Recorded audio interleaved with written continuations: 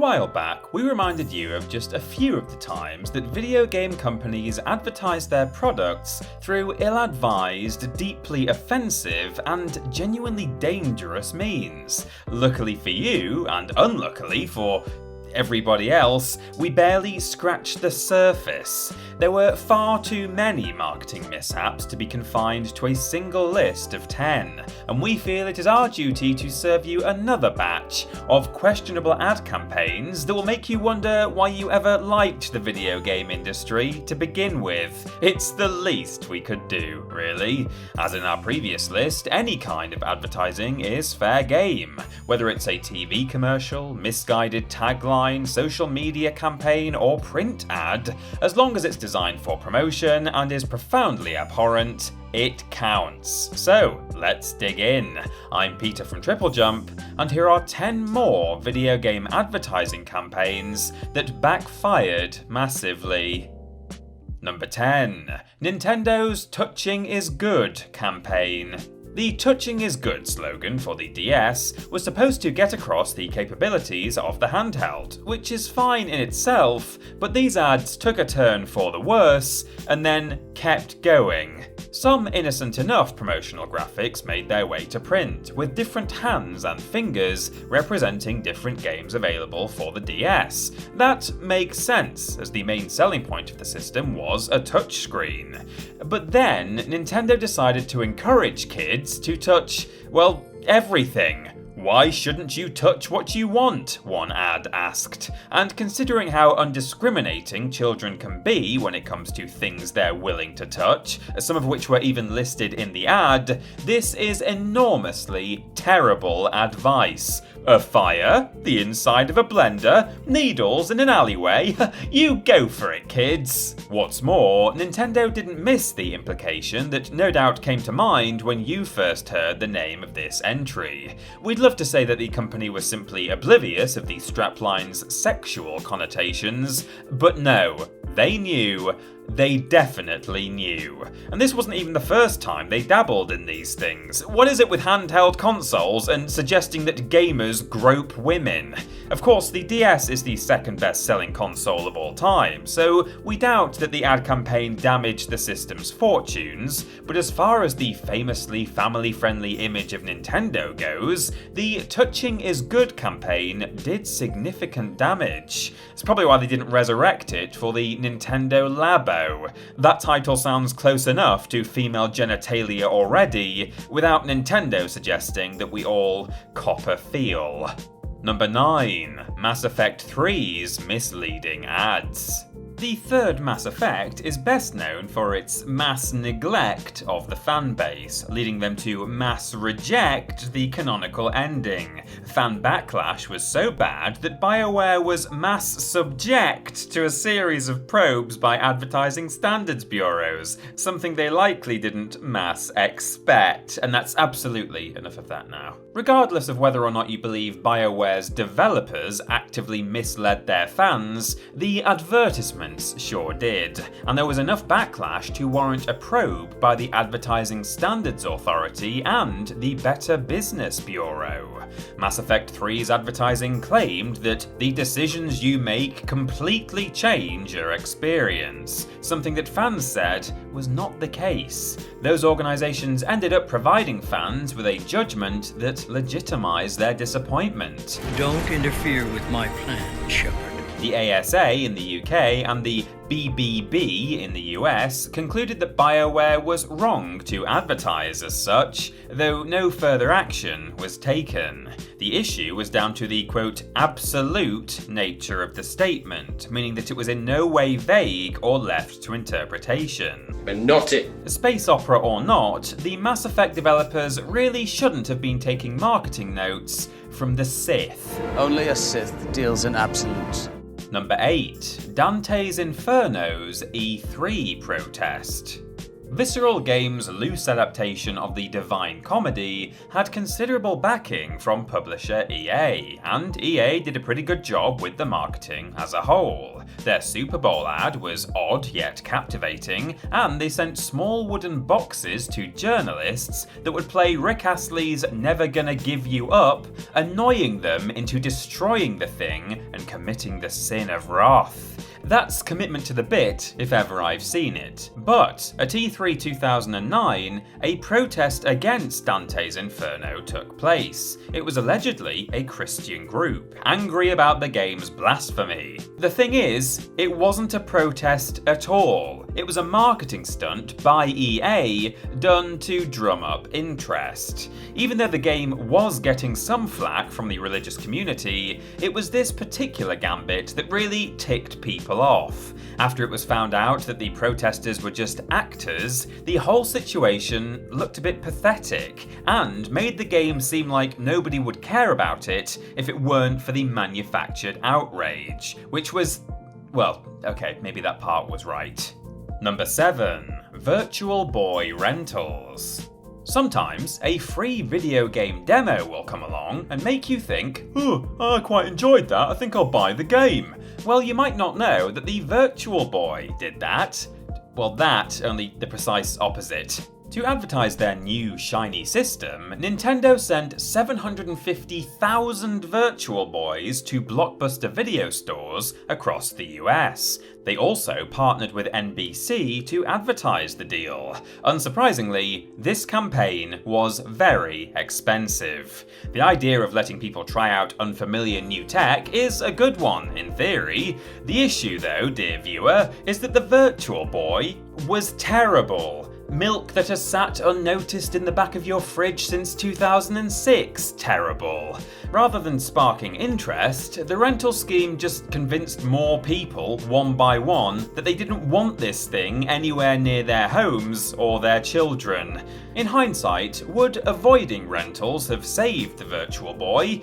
No, of course not. Stop being silly. It was terrible. Don't you remember the milk thing? But when online reviews were in their infancy and people weren't as swayed by journalistic opinion, it may have at least survived a bit longer, suffering a less immediate death in favour of a prolonged and painful one. Oh wait, no, that's not better. Number 6. Mercenaries 2's free petrol.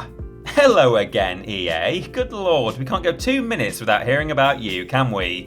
This time around, the company caused a colossal traffic jam in the heart of central London, which they somehow thought would be a great way to market their upcoming Mercenaries sequel. In 2008, EA decided to take over a petrol station, offering London-based commuters up to £40 in free fuel to a combined total of £20,000. The stunt would have advertised their game by, well, I'm not exactly sure, but word sure did get out. I mean, why wouldn't it? Do you know what petrol cost in 2009?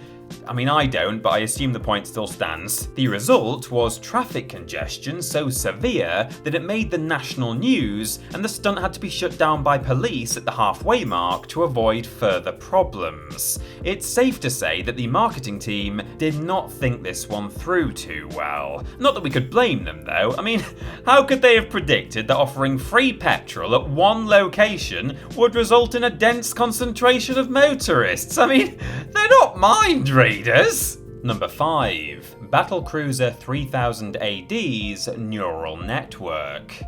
Those who kept up with games back in the mid-90s may be familiar with Battlecruiser 3000 AD. To everyone else, let me catch you up. Battlecruiser was one of the most ambitious games of its time. It was advertised extensively over its tumultuous multi-year development cycle, hyping the technological wonder that would soon hit consumers. One of its biggest selling points was its neural network, which would allow for advanced artificial intelligence. The term neural network might not mean a lot to many of you, but I can assure you that if it worked as advertised, it would have been a very big deal. Probably. I don't really know what it means either. But one person who did know of its implications was former programmer Keith Zabala. Oh, that's nearly all the vowels. Keith was quoted as saying, "I have a hard time believing it's there," and "It's mumbo jumbo. I guarantee you that if there's a neural net that does anything, this man would be in the Computer Science Hall of Fame." Now that, kids, is a put down. This set Battlecruiser up for colossal failure, especially considering the quality of the final product. The game was released unfinished and garnered terrible reviews. The much fabled neural network did absolutely nothing and didn't save it from a future of ridicule. To quote GameSpot's review, "It will go down in legend as the most bug-ridden, unstable, unplayable piece of software ever released." Oh, there were simpler times back then. Number 4, WeDare. WeDare, Ubisoft's adult minigame jamboree, was touted for release back in 2011. It was a selection of saucy party games that included activities such as mimicking spanking, stripteases, and kissing using a Wii controller. It was terrible, but ultimately harmless if that's really what you're into. The problem, however, was twofold. The first is that it may have had the most Wilson shriveling launch trailer of all time. Just try to watch these two couples play acting without collapsing in on yourself from the awkwardness like an undercooked souffle. Ubisoft thankfully came to their senses and took it down from their YouTube channel. Secondly though, as you'll see in that trailer, WeDare got a PEGI rating of 12+. That's right, this was an actual sex game that a child could pick up at the shop. And it wasn't as though the UK alone had simply lost its collective mind for a moment. In Australia, of all places, a country that will outright ban your game for having a character tut at a passerby too vigorously, WeDare got a PG rating. Am I going mad? This game advertises stripteases! The only good thing about WeDare was that, mercifully, it was easily forgotten, and I'm not entirely convinced anyone bothered to play it in the first place. Number 3, NBA 2K20's My Team. When game publishers such as EA and Activision release games that are glorified slot machines, they at least have the good grace to try to hide that fact. 2K, however, isn't quite as subtle. They actually specifically advertised their gambling mechanics in a trailer for NBA 2K20. The My Team trailer in question was universally panned. I mean, seriously, that like to dislike ratio is almost impressive, and people across the gaming landscape were wondering why the ESRB allowed such a thing in a game rated E for everyone. On the ESRB website, they flagged naughty words such as damn and hell, but made no mention of the actual casino for children. It's not a good look for 2K, and they would have received a lot less backlash if not for this specific advertisement. So maybe, in a sense, and hear me out here, perhaps just possibly, 2K did the honourable thing by putting their basketball game's gambling mechanics front and centre. Maybe? I mean, I'm not saying I'd cut a murderer some slack for wearing a shirt that said, "I am a murderer," but points for honesty, maybe? I'm trying here, folks, I really am. Number 2, the Rapid Print Ad Rundown. Oh, a bit of a wildcard multi-entry, hold on! We couldn't possibly overlook the mess of idiotic print ads we're about to show you, nor could we narrow them down to only one. So, needless to say, this is going to be a very bumpy ride. Klonoa decided the best way to advertise was to compare itself to an STD, forgetting that you usually try to avoid those. Earthbound did a similar thing with a comparison to appalling flatulence. Again, not usually welcome in the house. Davis Cup World Tour went with the tagline "Take Advantage" next to a photo of a woman with an exposed backside, meaning they either very stupidly don't understand the double meaning or, more disturbingly, do. Nanotech Warrior promoted itself with the visual of a face that had had its eyelids gruesomely removed, an image I'll see in my dreams for the next few weeks, and now, so will you. Virtua Fighter embraced domestic violence. Super Smash Bros. Melee presented itself as a trap from Saw, and oh god no, let's not even dwell on that one. And hey, here's our old friend Battlecruiser 3000 AD. No, I really don't think she does. Finally, of course, who could forget Daikatana? Everyone tends to focus on the large print of that ad, which, hey, rightly so, but let's not ignore Suck It Down hiding at the bottom. Or actually, please let's. And number 1, Activision's fake terrorist attack. Oh boy, here we go. Right, so for some reason, Activision's marketing team thought it would be a great idea to advertise Call of Duty Black Ops 3 with a series of tweets in the style of a breaking news story about a terrorist attack in Singapore. What's more, to avoid anyone understandably dismissing these tweets for coming from a video game publisher, they changed their username and avatar, altered their background image to read Current Events Aggregate, and added the tagline, "We bring you real news," because God forbid anyone see these tweets and know that nobody was in actual danger. The posts included, Singapore authorities have officially announced a state of emergency and declared martial law, and shots have been fired at the newly established blockades as citizens attempt to flee from the new quarantine zone. Horrifying stuff, especially given that these things are not outside the realm of actual news cycles. Additional tweets only emphasize the severity of the fake situation, rather than, advertising Call of Duty Black Ops 3. In the minds of everyone with a shred of empathy, faking a terrorist attack at a time when global tensions were high and similar horrific events were happening around the world was, well, let's just say calling it tactless would be a massive understatement. If Nintendo had tweeted out that Bowser had napalmed the Mushroom Kingdom, it would have raised a fair few eyebrows, but it would at least have not had people worrying if the lives of their actual loved ones in an actual country on this actual planet were in danger. Maybe, just maybe, people could go back to advertising games by, hear me out here, telling us what they're about and when we can buy them.